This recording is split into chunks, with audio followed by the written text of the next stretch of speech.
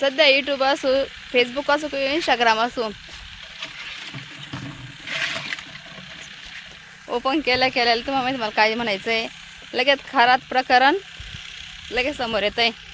आता शेतकऱ्याचं खूप मोठ्या प्रमाणात नुकसान झालं आहे. कांद्याचं असो किंवा टरबूज असो, कुठल्या पण जे उन्हाळी जे पीक आहेत त्याचं खूप मोठ्या प्रमाणात नुकसान झालं आहे या अवकाळी पावसामुळं, गारपिटीमुळं.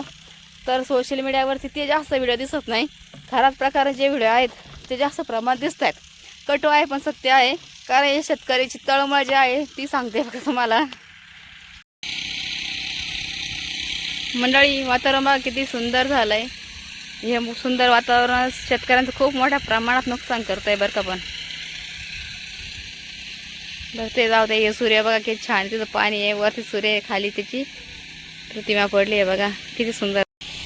मंडळी, तुम्ही म्हणता आता ही फवारणी कशी चालू आहे आपली, तर ही फवारणी जी आहे आपली मध्ये परवा दिवशी जो गारांचा पाऊस जो झाला आहे त्यासाठी आपण फवारणी करतोय. तर लोकांचे कांदे काढायचं काम चालू आहे, आम्ही फवारणी करतोय. तर त्याचं कारण पण मी तुम्हाला सांगत आहे, फवारणी आवाज पण नाही येणार.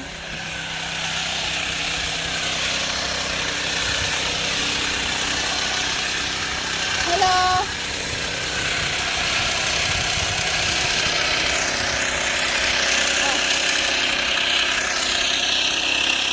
आणखी मिस्टर कामामध्ये एवढे बघणार काम करत असतात बघ, इकडे असे बघणार. त्यांची नजर अजिबात इकडे इकडे जात नाही. एक निष्ठ जे काम घेतलंय हाती ते पूर्ण करणार आहे ना. आवरा, तुम्ही तिकडे कुठे बसले काय, तू किती बादल्या तेव्हा.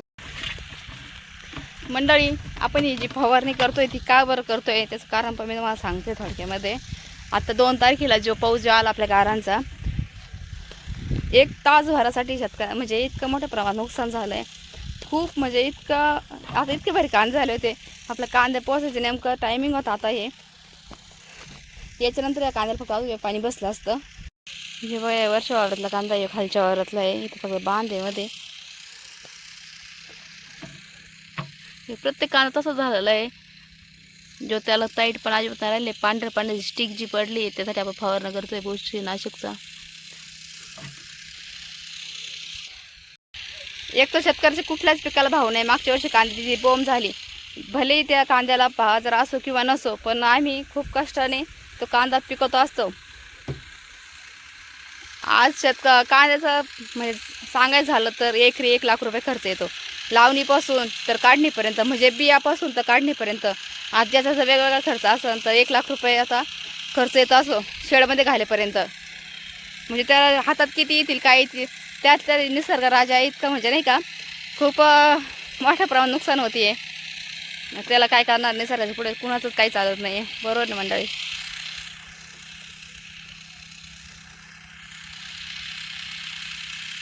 आमचे आता 3च पंप राहिलेत, मग झालेत. अजून इथे 1 होईल आणि ह्या वावरामध्ये 2 पंप होतील, झालंय.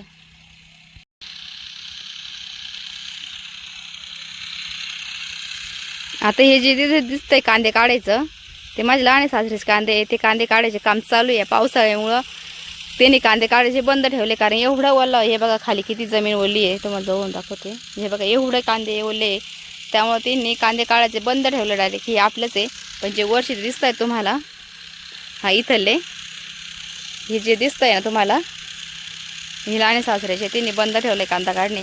कारण तर का, ह्या निसर्गामुळे. मंडळी, अंधार भरपूर पडला. हे बघा आपल्या वरच्या वावरले कांदे आहे, कलर वगैरे भरपूर आहे. अंधार पडला त्यामुळे तुम्हाला कलर कसा दिसतो माहीत नाही. आणि त्यातल्यात कांद्यावरती माती उडवली पावसामुळं, तर सगळा कांदा बघू शकता तुम्ही तसाच आहे. लागवड पण जबर म्हणजे दाट आहे नाही का, भरपूर. आता दंड आहे. आता मध्ये नाही जाता येत नाही, मध्ये जाऊन तुम्हाला दाखवलं असं. मध्ये खूप चिखल आहे. हे बघा सगळे कांदे तसेच मोठमोठेच कांदे.